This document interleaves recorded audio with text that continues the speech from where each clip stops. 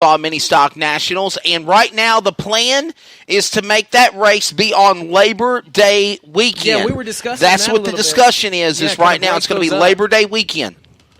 And now I think we were talking still a 2-day show once again. Yes. Yeah, Practice on Thursday, bit. races on Friday and Saturday, and if we do get a precipitate, as you say, problem, then possibly using Sunday as the rain date if necessary. We've ran on Sunday a couple times with the topless. So yes.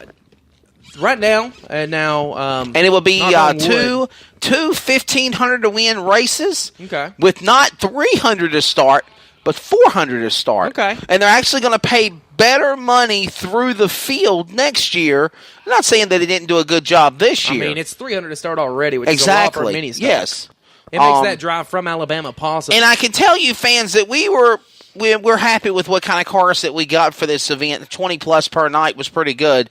But we were thinking 35, 40 cars or more. And I think if it was when we lost them last weekend to the weather, I mean, I know of probably 10 teams I spoke to on the phone, myself being the PR person, that said, hey, we can't make it this weekend. No, we can't go next weekend. Wow, we had scheduled to be off for this race, and now we can't because of work. So, hey, I completely understand. I get it. Maybe next year booking it on a Labor Day weekend, having that rain date possibly on Sunday will make things better. We'll have a better turnout. Yeah, people have that Monday off, so it'll make that drive a little bit better as well, coming from Alabama, Georgia. I know originally we had some guys from the Carolinas that were trying to come down here, and I'd like to see that as well. I'd like to see a bunch of states represented. Now, I'm always pulling for the Arkansas guys, like Micah Gavin winning last year made me so happy. Yeah. Because, I mean, I'm from Newark. I went to high school at Cedar Ridge, so I was pulling for the guy from Newark. But and then I know of some other guys that like Mad Dog Mark Newton and some other competitors that are in the Georgia, Carolinas area. Then they said, well, we got to either run East Alabama next weekend because that's the 46th annual Alabama State Championship race, or we go all the way to Arkansas for this event for the Arkansas Nationals. And so they made the decision of, well, I guess we're going to have to just go ahead and run that deal. So we got pictures. I guess that's of us. I'm not really sure what it's a picture of. That's him. That's him in the suit. He showed me that earlier. That's Ragin' Wesley. That's Ragin' Wesley. Wesley Outland, the Ragin' Wesley. That's my incognito costume. That's his alter ego. Yes. His alter ego, Ragin' Wesley. And there's a video on Cajun Mini Stocks where you can see me harassing drivers. And talking with Micah Gavin and J.J. Garrett. You have a reason to harass J.J. Garrett. You walked all the way down the steps, and he drove off last night. He drove off and left me and left you. Because you're like, hey, come back. And I'm like, yeah, come back. Just chill. Well, you were out of breath, so you were struggling a little bit down the stairs. I'm down the stairs. People do not realize it. Go down the stairs and make your way down there, and you will see it's a long how long of a walk it was. So I'm kind of pacing down the stairs to get down there. And he's telling me to tune the violins. Okay, I got you. I hope nobody's seen that. He tells me to tune the violins. But I'm getting halfway down the stairs, Wesley. Yeah. And I'm like, holy smokes, I got to stop here. Man, I'm getting wore out. Oh, yeah. Whenever we did the Comp Cam Super Series race, they were the last feature of the evening. I didn't want to be out of breath. I didn't want to be out of breath to interview J.J. Garrett. So whenever I get down there, at the end of the steps, he just gets in the car and he drives off. He did his get out of the car, get his trophy, took a picture, and then drove off. He did. And I think one of the problems was there was a little miscommunication, and we got it worked out tonight, where once the drivers go to the scales, they normally go to the tech area, and that's where they were heading to. But they do know tonight that whenever they go to the scales, top three do go make their way to the front straight away. At the top three there. That'll also give us some time to get the lineup set for the 28th annual show, or 23rd annual. Yes. 28 cars. 23rd annual show for the Mid-American Street Stock Championship. You see the damage to Mikey Bell. I'm sending him a message here in a little bit. I told him. He's the one that got caught up in the air on top of that other car just a minute ago. But I always tell Mikey, he got a brand new car pretty much. It's a new body on it. Yes. He beat it up last week. The goal was to not beat it up this week. Wow. And he broke a hobby stock last night. He tore it more tonight than he did last week. He's got 2 weeks to fix it at least, so that's a plus. Okay. But the Rosebud Rocket, me and him going to have a talk about tearing some stuff up. Okay. Mikey Bell on my bad list right now. Not really. He's not on my bad list. There's not a bad list. Mikey Bell's one of the nicest dudes in the business. He's friends. All these street stock guys, that's one of the coolest things is the sportsmanship of all these classes. I mean, put it into perspective. Jeff Taylor, leading the field right now, that's Mark Ellis's car. He's helping him out. He practiced it on Thursday. He also builds cars for a lot of these guys. The 9X of Brent Harwick was driving a Jeff Taylor chassis. The 1X is also driving a Taylor chassis. The O2J is a Taylor chassis. And let's see who else we got. Oh, the 7 of Mikey Bell was a Taylor chassis. And he helps all those guys out, get those things dialed in and set up. And he wants to win that $20,000. He finished in the top 10 last year and got a great payday out of it. But the Animal Jeff Taylor, he's just one of those really nice guys that's going to help everybody be good. You know, he wants people to outdrive him. He doesn't want the car to be the problem. He wants people to outdrive him. And he is one of the best competitors in the business. And I'll tell you what else, too, Wesley Gwaltney. In addition to that, you know, these modified races, these cars are putting down different tire rubber on the racetrack than what we see the mini stocks do or what we see the street stocks do. So there's a different rubber being put down on this racing surface, and this track is going to continue to transition and change as we move into that main event. And I don't think they're going to do track prep. And I don't think there's going to be anything done before this 50-lap 10,000 to win street stock event and the 2,000 to win 20-lap Cajun Mini Stock Association event as well. So these modified cars, 8-inch tires, putting down very unique tread on the track with rubbering up the speedway. This is going to be a very, very unique racing surface for the rest of the night. We never. This is unofficial. This claim here, but I've talked to a lot of drivers about this. Talked to a lot from the Race for Hope last year,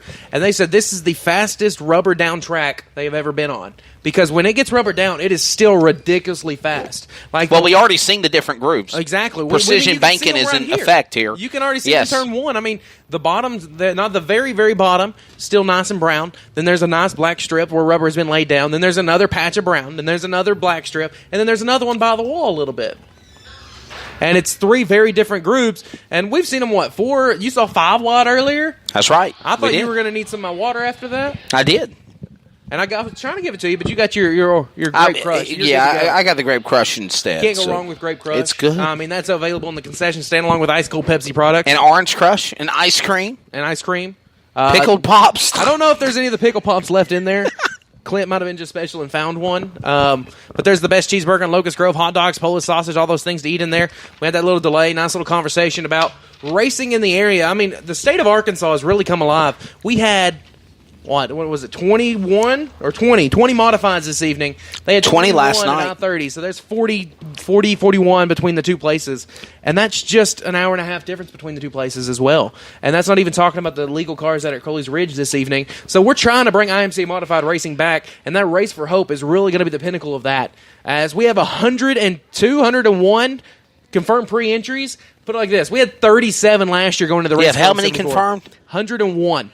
Pre-entries. So 101 pre-entered cars for the modifieds. And we get the majority after that. Right, so you might end up with 160 modifieds or so. We're looking at maybe up to 200. There's a lot of guys from the Super Nationals that weren't exactly sold at the time. Right. But now they are. And so a lot of them are coming from that area as well. A lot of Iowa guys. I know Chris Abelson's coming back. He had a lot of fun last year. I talked to him. Justin Kai out of Wheatland, Iowa. He's coming back. He actually won. That was the coolest interview I've ever gotten to do because Kai actually won one of the qualifying nights, and he said, man, I've never gotten to start on the front row of one of these big events like this. This is the coolest thing ever. And he got to meet Mark Martin and have a conversation with him. It is just awesome, a great week for the drivers, for the fans, great payout. IMC Modified is going to go back green this time by 9 down, 11 to go. The Animal Jeff Taylor will set the pace. Clay Norris, Brandon Smith, Brent Harwick, Alan Brown, the Wizard Mark Norris, Bill Fry, the Boss Chris Lloyd, and the O2J of Rusty Jeffrey. 11 laps to the finish. They're at the firing line. Green flag going back in the air. Back underway again. The leader is going to be the Animal Taylor. While that goes on, great battle shifting up for 3rd, 4th, and 5th. Up the racetrack goes, I believe, Brown. Brown will settle himself back in off the corner. While that happens, the Animal, Jeff Taylor, under attack. Clay Norris crawling on the bottom as they go back to 1. The Animal Jeff Taylor knows this racetrack about as well as anybody else. 10 laps complete, 10 to go. We're halfway through IMC Modified Feature Event action. I talked about him earlier. Mark Norris started all the way back in 15th. He has broken into the top 5. He's looking for 4th. He's looking to the bottom of Brandon Smith. Smith will bobble. Mark Norris race to the line. He will have 4th. He's looking for the lead. Jeff Taylor better watch out because in 9 laps, the Wizard might be right there on him. Well, they're on the back straightaway with still the machine out in front of Jeff Taylor. Second spot is again Norris. Norris pounds hard on the bottom of the racetrack. He's on the inside. Sitting in 3rd is Hartwick. Hartwick's off the pace now. Creeping to the bottom goes Mark Norris. Mark Norris now going for 3rd on Hartwick. That battle heats up out of turn 2. That's a Larry Shaw chassis versus a Jeff Taylor chassis there. The Taylor chassis of Trouble, turn number 2. Oh, turned around. That's the Hammett Hammett's machine 29 of Keith Hammett. Keith Hammett goes around. Turn back around. Oh, and the caution's already out, though. 13 down, 7 to go, but look who's in fourth and is in striking distance. The Wizard, Mark Norris, has already made magic happen on a couple occasions this year. He's going to try to do it again. Right now, his son, Clay Norris, currently runs second. The Animal Jeff Taylor has led every lap of this one he started in third, currently leads, and then third place right now is Brent Harwick, who is your pole setter to start the evening. How's our buddy Timothy Culp doing? No, he's not even on the track anymore, is he? Culp went off a little bit ago. I believe he got a little bit of that melee earlier, and just pulled it off, kind of conserved some equipment. Not sure if something might have broke as well.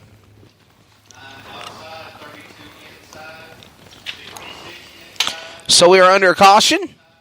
Race director, race receiver, and given the choose rule. Drivers choosing inside and outside. Brent Harwick Clay Norris chose the inside. Brent Harwick gets stuck on the outside in that case. And the Wizard, Mark Norris, going to go right behind his son in that 4 spot. Watch out for those Norrises because they will be quick. Mark Norris is amazing here at the Batesville Motor Speedway. He's a 3-time defending points champion. Him and Ben Wagner did something that's absolutely unheard of because we have the best weekly racing, some of the best weekly racing in the country. And they both went back-to-back-to-back in points championships. So the Wizard, Mark Norris, is going to have to start fourth on this restart. And the Animal Jeff Taylor, hope he's got enough tires left on him because 8 laps, the distance left to go in this one. He will set the pace, have to deal with Clay Norris and Brent Harwick on the restart. And Mark Norris and Brandon Smith. Green flag is back out. The Animal will lead them back into turn number 1. So back for the restart, and 8 laps to go as well. 12 laps in, they'll go back into corner number 1 and 2. And on the whole shot, it's going to be the machine of the Animal, Jeff Taylor. Leading him to 3. Norris creeping on the bottom. Clay Norris, that is. He's trying to make a run now. As here comes Hartwick back on the whip again. He's the 3rd. When they'll go back to turns number 1 and 2. And we'll see if anybody can try to come up and make a move on Jeff Taylor as the laps go down and they're in 3. Late model legend Bill Fry now breaks into the top 5. If he gets by the 115 of Brandon Smith, the Wizard Mark Norris going to look to the inside of the 9X of Brent Harwick. Not able to make anything happen. The Animal pulling away. 14 complete. 6 to go in this one. He has led all 14 laps thus far. Bill Fry, watch out for him as well. He knows his way around here, but in a late model, he's been getting better in a modified. Only made a couple appearances so far this season. He will be entered into the race for Hope 74 in a couple weeks. Well, they go back into corner number 1 and 2. And still on the inside goes Norris, and a great battle behind it between Hartwick and Mark Norris. But Jeff Taylor, the Animal, is still striking. Oh, man, he is just manhandling this place off at turn 4, continuing to hold off all comers. Back to turn 1, Norris running out of time. 4 laps to go, and they're in turn 2. 16 laps complete, 4 to go. The Animal Jeff Taylor leads. Mark Norris will now clear the 9X of Brent Harwick and set his sights on his son, the 23N of Clay Norris.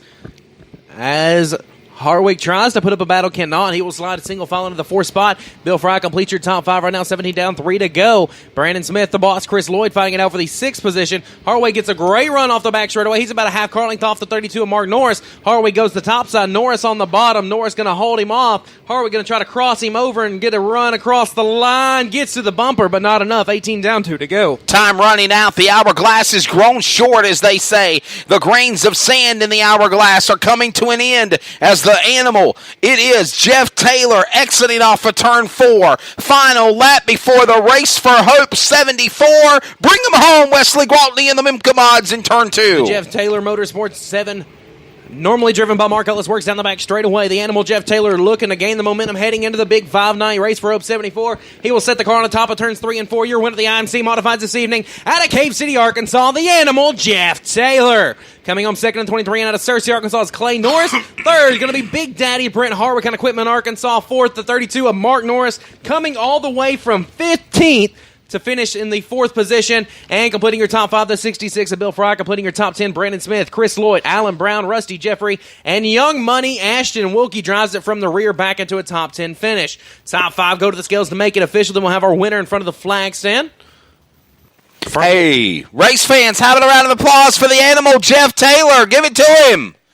What a job there he did. What's your thoughts on that? Oh, great race. Yes. Jeff Taylor showing why he's definitely a contender for the race for Up 74. You know, we were talking with the street stocks. There's 54 street stocks signed to compete this weekend, and there's 54 that could win it.